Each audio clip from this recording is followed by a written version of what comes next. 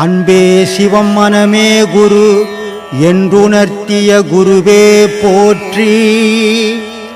எனக்குள் இறைவனை உணர வைத்த குருவே போற்றி.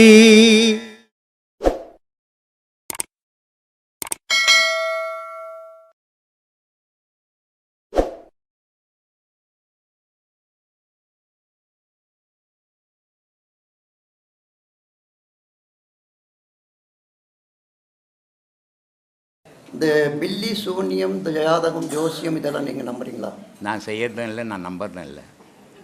அதில் ஏதாவது நீங்கள் செய்திருந்தால் உங்களுக்கு நம்பிக்கை இருந்தால் வச்சுக்கோங்க. எனக்கு நம்பிக்கை கிடையாது. நம்பிக்கை இல்லைன்னா நீங்கள் ஏன் அதை பற்றி பேசணும்? நம்புறவங்க பேசியும் போட்டோம். மனசு இருக்குது, அது ரொம்ப பொல்லாதது.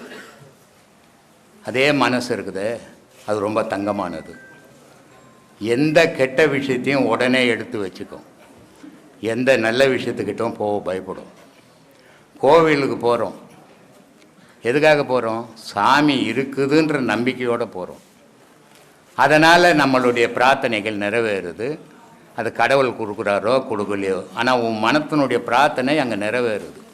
அப்போ உன் நம்பிக்கை கடவுள் இருக்கிறார்ன்ற நம்பிக்கை, அந்த நம்பிக்கையால் பிரார்த்தனைக்கு நிறைவேறுது.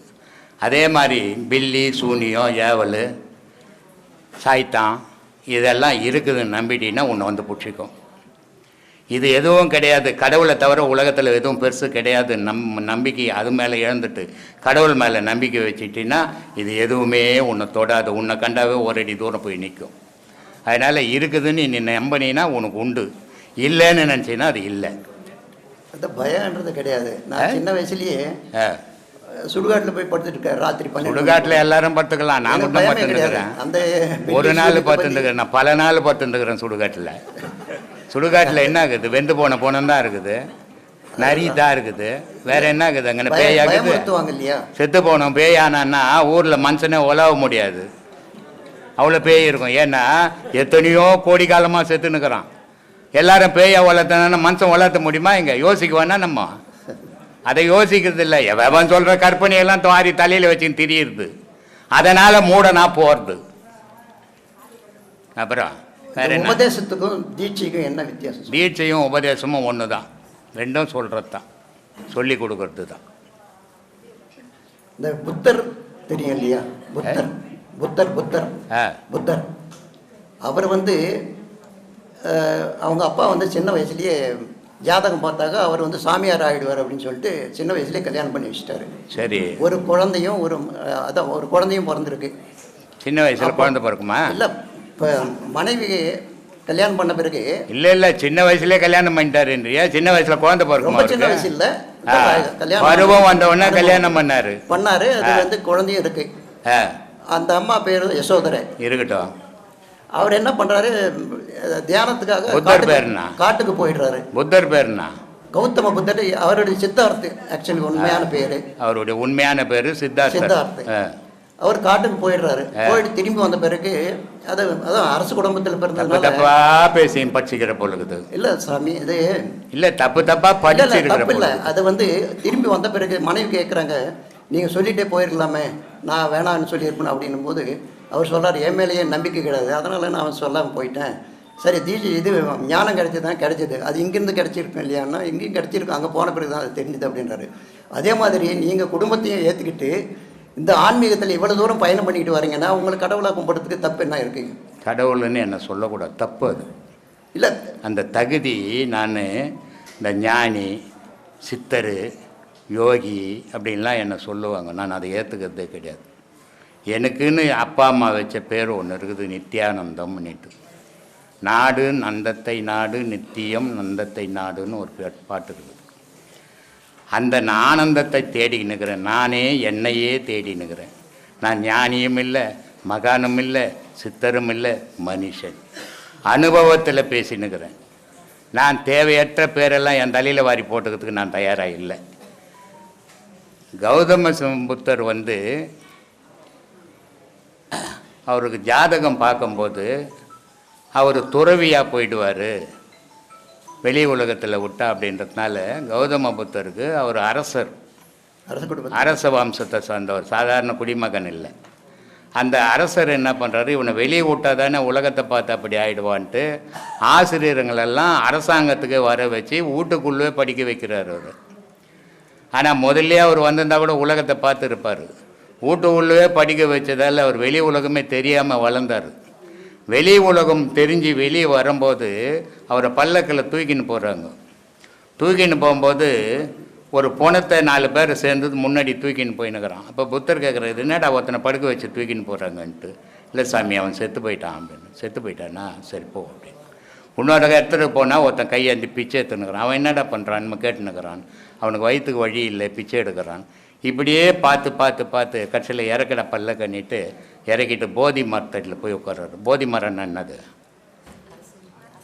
என்ன சாமி? அரச மரம், போதி மரம். அதனால தான் பிராமண பசங்க படிக்கணும்னா காலையில் அரச மரத்தடியில் உட்காந்து படிப்பாங்க. ஏன்னா ஞானத்தை உருவாக்குற மரம் அது. அதனால தான் பெண்கள் குழந்தை இல்லைன்னா கூட வேப்ப மரத்தையும் அரச மரத்தையும் சுற்றுனுது. அது ஒன்றும் அந்த வைத்தியம் பண்ண போதில்லை. அதனுடைய காற்று கர்ப்பப்பையில் இருக்கிற பூச்சிகளை அழிச்சிடும். அதனால் கர்ப்பம் தரிக்கும். இல்லை எதுவும் முட்டாள்தனமாக அறிவுபூர்வமாக வச்சுக்கிறாங்க. நம்ம முட்டாளாக ஆகிட்டோம். அதனால் நமக்கு தெரியல. அதெல்லாம் பார்த்தா கிண்டல் பண்ணுற மாதிரி இருக்குது. போதி மரத்தடியில் உட்காந்துட்டார். அப்போது அரசன் சும்மா இருப்பான்னா, இளவரசனாச்சு இழுத்துக்கின்னு போய் அரசபையில் வச்சுக்கிறாங்க. ஆனால் 2வது வாட்டி வந்து அவர் உட்காரும்போது அவர் கிட்ட போக முடியல யாரும். ஆனால் தீட்சை ஆகிப்போச்சு. அப்படி வந்த மகான்கள். ஆனால் எவ்வளோ ஆண்டுகளுக்கு முன்னே வந்தார்? கிட்டத்தட்ட 3500 ஆண்டுகளுக்கு முன்னே வந்தார். இன்றைக்கி எத்தனையோ மதங்கள் நாங்கள் தான் மனுஷனே தோண வச்சோம் அப்படின்னு பேசிங்குது. ஆனால் இந்த மதங்கள் தோன்றதுக்கு முன்னாடியே புத்தர் வந்தார். மதங்கள் தோன்றதுக்கு முன்னாடியே ஜெயினர் வந்தார். இப்படி பல மகான்கள் வந்தாங்க. இந்து மதத்தில் எண்ணவே முடியாத மகான்கள் வந்தாங்க. ஆனால் யாரும் தற்பெருமைக்காக வாழலை. இன்றைக்கி இருக்கிற சாமியாரெல்லாம் பேர், புகழ், தற்பெருமை இது வேணும். இதுக்காக பல காரியங்கள் செய்கிறாங்க. நம்ம அப்படி செய்யக்கூடாது. அது மாதிரி பேரெல்லாம் நம்ம விரும்பக்கூடாது. போன மாதம் கூட எங்கிட்ட கேட்டாங்க, சாமி உலகம் ஃபுல்லாக இவ்வளோ புகழ் இருக்குது உங்களுக்கு, நீங்கள் எந்த மாற்றமும் இல்லாத இருக்கிறீங்களே, என்ன மாற்றம் வேணும்? நானாகவே இருக்கணும்னு விரும்புவேன். நான் யார் மாதிரியும் ஆயிடணும்னு விரும்புவேன் கிடையாது. புகழ் இருந்தால் அது உலகத்தோடு இருக்கிறோம். என் மனசுக்குள்ளே போகக்கூடாது. என் மனசுக்குள்ளே பூந்தால் என்ன மாதிரி கெட்டவனே இருக்க முடியாது. ஏன்னா புகழ் போதை, பதவி போதை, மனைவி போதை, குடி போதை, இதெல்லாம் மனுஷனுடைய தரத்தை கெடுத்துடும், தகுதி அழிச்சிடும். அதனால் இந்த மாதிரி போதைக்கெல்லாம் ஒரு ஆன்மீகவாதி ஆசைப்படவே கூடாது. உன் கடமையை, கடவுளிட்ட வேலையை நீ செய்துனுங்கிற, அது மட்டும்தான் உன் நினைப்பில் இருக்கணும். நான் பேசுகிறேன், 1000 பேர் கேட்குறான், ஆஹா என்ன மாதிரி ஆளே இல்லைன்னு நினச்சிக்கினீன்னா உன்னை விட முட்டாளே யாரும் இல்லைன்னு சொல்லிவிடுவேன் நான். அதனால் அந்த மாதிரிலாம் ஆசைப்படக்கூடாது. நம்மளுக்கு கடவுள் ஒவ்வொரு மனிதனுக்கும் ஒவ்வொரு வேலையை ஏற்றிருக்கிறான் இந்த உலகத்தில். அந்த வேலைகளை சீராக செய்துட்டு நம்ம போய் சேர வேண்டியது வேலை நமக்கு. அதான் அதை விட்டுட்டு இந்த புகழுக்கு, போதைக்கு, இந்த இதுக்கெல்லாம் தெரிஞ்சுக்கின்னு இருந்தோம்னா கெட்டு போகிறது நம்மளாக தான் இருக்கும். அதுக்கெல்லாம் நம்ம ஆசைப்படக்கூடாது. அது மாதிரி எண்ணம் நமக்கு வளர்க்கவும் கூடாது. சொல்லு. உனக்குள்ளேயே கடவுள் இருக்கார் அப்படின்றீங்க, அதை எப்படி தேடுறது? அதுக்கு வழி சொல்ல முடியுமா? நமக்குள்ளேயே கடவுள் இருக்கார் அப்படின்றீங்க இல்லையா, அதுக்கு தேடுறதுக்கு எப்படி வழி? காலங்கள் கடந்த பிறகு தான் ஞானமே நமக்கு பிறகுது. காலங்கள் நல்லா இருக்கும்போது, உடல் ஆரோக்கியம் இருக்கும்போது, நான் அதனால தான் சொன்னேன், விந்து சுரப்பு 40 வயசு வரைக்கும் ஒரு மனிதனுக்கு ஆணாக இருந்தாலும் பெண்ணாக இருந்தாலும் நல்ல சுரப்பு இருக்குது. உலகத்தில் நீ ஒரு மனைவி கிட்ட நீ ஆம்பளையாக திரின, மீசை தாடி இந்த ஆம்பளை கிடையாது. ஆனால் அவளுடைய உடல் ஆசையை திருப்திப்படுத்தினா தான் ஆம்பளை அவனுக்கு, இல்லைன்னா பொட்டேன்னுவான். அப்போ அதுக்கு எது தேவைப்படுறன்னா விந்து தேவைப்படுது. அப்போ அந்த 40 வயசு வரைக்கும் அந்த கணவன் மனைவி அந்த சந்தோஷத்துலேயே வாழறாங்க. ஆனால் 40 வயசுக்கு மேலே அந்த பிரிவு உண்டாகுது. ஏன்னா சுரப்பு குறையுதுங்க, ஆணுக்கும் குறையுது, பெண்ணுக்கும் குறையுது. அப்போ அந்த பிரிவு உண்டாகுது. அதே மாதிரி இந்த உலகத்துக்கு வந்தால் உலகத்தில் மரியாதை, குழந்தைகிட்ட மரியாதை, மனைவி கிட்ட மரியாதை. ஆனால் அந்த விந்து மேலே போச்சுன்னா கடவுள்கிட்ட மரியாதை. அப்போ விந்து சுரப்பு இருக்கணும். நம்ம இருக்கும்போதெல்லாம் இறச்சி போட்டு ஊரெல்லாம் வேர்கள் இறக்கிற மாதிரி எல்லாம் காலியான காலி டப்பா எடுத்துக்கின்னு தெரிஞ்சால் இப்போ எங்கேருந்து போய் நமக்குள்ளே நம்ம கடவுளை பார்க்கறது? சொல். காலங்கள் கடந்து போச்சு. பாடத்தை வாங்குங்க, முறையோடு கிடைச்ச வரைக்கும் இப்போ 15 வயசு பையன் ஓட்டப்பந்தயம் ஓடுறான், 400 மீட்ரு கிலோ இதில் ஓடுவான். நம்ம ஓட முடியுமா அது மாதிரி? சரி, அவன் 400 இதில் மீட்டரில் ஓட்டோம், நம்ம ஒரு 10 மீட்டர்லையாவது ஓடி பார்த்துக்கலாம் அப்படின்னு ஓடலாம்.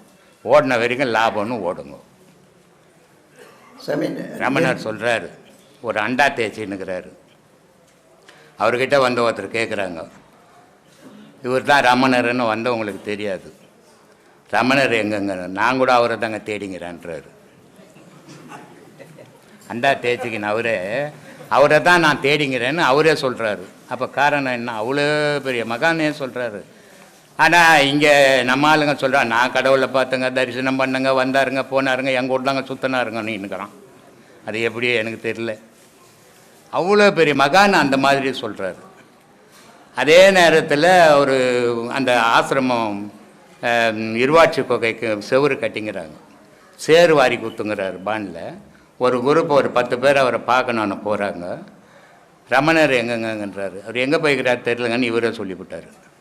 திருப்பிக்கின்னு வராங்க அவங்க. இவருக்கு சாப்பாடு எடுத்துன்னு போகிற ஒரு அம்மாவுக்கு, எங்கெங்கே போய் வரீங்க? ரமணரை பார்க்க போனாங்க, அங்கே இல்லையாமாங்க, வாங்க பார்க்கலான்ட்டு அந்த அம்மா திருப்பி இட்டுன்னு வராங்க. இட்டுன்னு வந்துட்டு இவர்கிட்ட கேட்குறாங்க, உன்னை தானே பார்க்க வந்தாங்க, நீ ஏன் அவரை காணோன்னு சொல்கிறியே, இது எப்படி?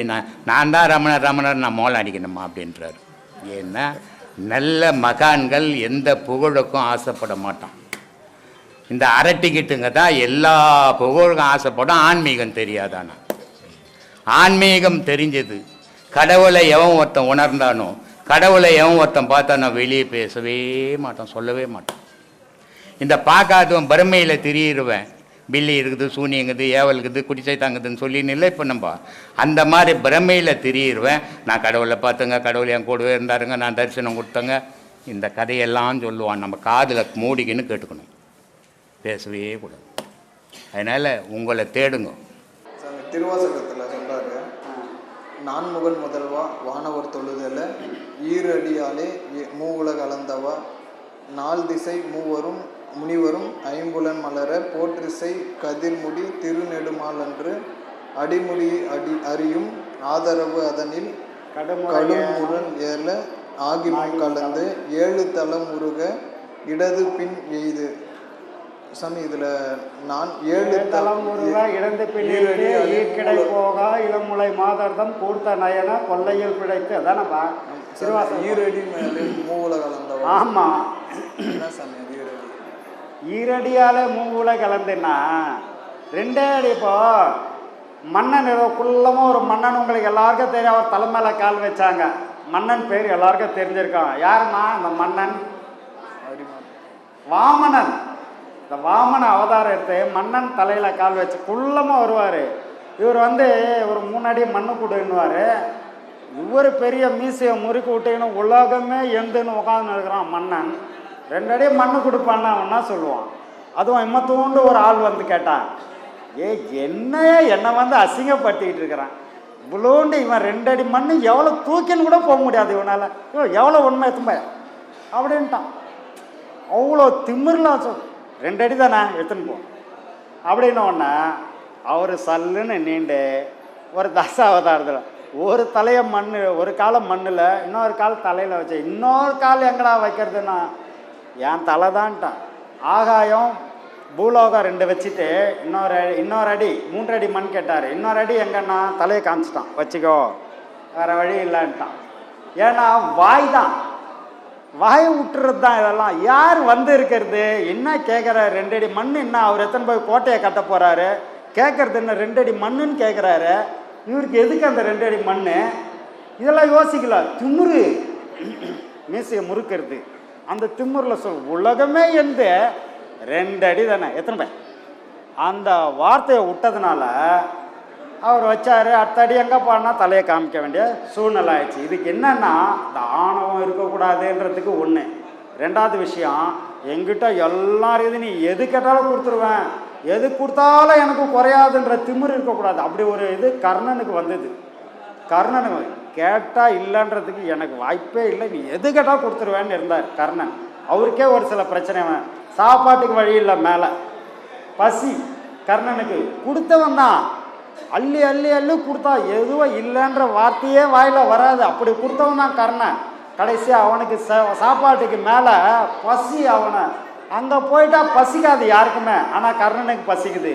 அப்போது என்ன போச்சுன்னா அந்த ஆணவம் என்ன போச்சுன்னா பசிக்க ஆரம்பிச்சிச்சாங்க. ஏன்னா எப்போவுமே எவ்வளோ இருந்தாலும் கூட ஆணவம் மட்டும் வந்துடக்கூடாது. அப்படி வந்துருச்சுன்னா அதுக்கு ஒரு பெரிய அளவில் இறைவன் ஒரு பாடத்தை கொடுப்பார். அப்படி கொடுத்த பாடம் என்னன்னா, எல்லாம் தர்மன் இவங்க எல்லாரும் போரில் செத்த மிகப்பெரிய பீஷ்மர், துரோணர் எல்லாம் போயிட்டாங்க, எல்லாம் அங்கே இருக்கிறாங்க. கடைசியாக கர்ணனும் போகிறாரு. ஆனால் எல்லாம் சும்மா உட்காந்துட்டு, கர்ணர் மட்டும் பசி வயிற்ற கிள்ளுது. ஐயோ பசிக்குது பசிக்குது, போடுங்க எதாவது இருந்தால் போடுங்கன்னு. ஏவா இங்கே பசின்னு சொன்ன ஒரே ஆள் இது. இங்கே வந்தால் பசிக்காது, இரவு பகல் கிடையாது, சொர்க்கம் இது. இங்கே போய் பசிக்குதுன்னு சொன்ன ஒரே ஆள் நீ தான். என்னையா ஆச்சு உனக்கு கர்ணா அப்படின்னு கேட்குறாங்க. எனக்கு தெரியலையா சாமின்னா. எல்லாம் கொடுத்தைய, ஒரு வேளை சோறு யாருக்கா போட்டியா நீ? போடலையா? எது கேட்டாலும் கொடுத்த. யாருக்காவது பசி ஆடுறதுக்கு ஒரு வேளை சோறு போட்டியா? இல்லையே. பசின்னு ஒருத்தர் கேட்டுக்கிட்டு வராரு. அவர் வரும்பொழுது ஐயா பசிக்குதுன்னு என்ன வேணுமோ கேளு கொடுத்துட்றேன். பசின்னா இப்போ நான் என்னயா பண்ண முடியும்? இதோ அந்த வீட்டாண்டப்போ அங்கே சோறு போடுவாங்க போன்ட்டார், விரல காமிச்சார். அப்படியான்னு சொல்லிட்டு அவன் அங்கே போய் சாப்பிட்டாரு, பசி ஆறி போயிட்டாரு. இவருக்கு பசி அதிகமாகிடுவேன். அங்கே கேட்குறாங்க இப்படி ஆகி போச்சா என்னவொன்னே. அப்போ சொல்கிறாங்க, அங்கே நீ சோறு போடல, ஆனால் ஒரு விஷயம் பண்ண. என்னன்னா இதோ அங்கே இருக்குது போன பற்றியா, அந்த விரலை உன் வாயில் வச்சுக்கோ, பசி போய்டும்ட்டாங்க. அவள் தான் கர்ண வாயில் வச்சுன்னு உக்காந்துக்கிறாரு. அப்போ அவருக்கு பசி இல்லை. அப்போ என்ன அர்த்தம்னா, அந்த விரல் காமிச்சதுக்கு அவ்வளோ மகிமை இருக்குதுன்னா சோறு போட்டால் எவ்வளோ பெரிய மகிமை இருக்கும். நம்ம ஆளுங்கள்லாம் நிறைய சாப்பிட்ருக்காங்க, சோறு போட்டிருக்காங்க. இந்த மாதிரி பசி ஆற்றக்கூடிய மிகப்பெரிய வேலையை நம்ம ஆளுங்க பெரிய அளவில் செய்கிறாங்க. அது ஒரு பெரிய புண்ணியம் ஐயாவுக்கு. அது அந்த புண்ணியம் ஐயாவுக்கே போய் சேரும். நம்ம எல்லா புண்ணியமும் ஐயாவுக்கே. அதே மாதிரி இந்த பசி ஆற்றக்கூடிய புண்ணியம் ஐயாவுக்கு போய் சேரட்டும். நாம் மீண்டும் அந்த பசி ஆத்திர வேலையை தொடர்ந்து செய்வோம்.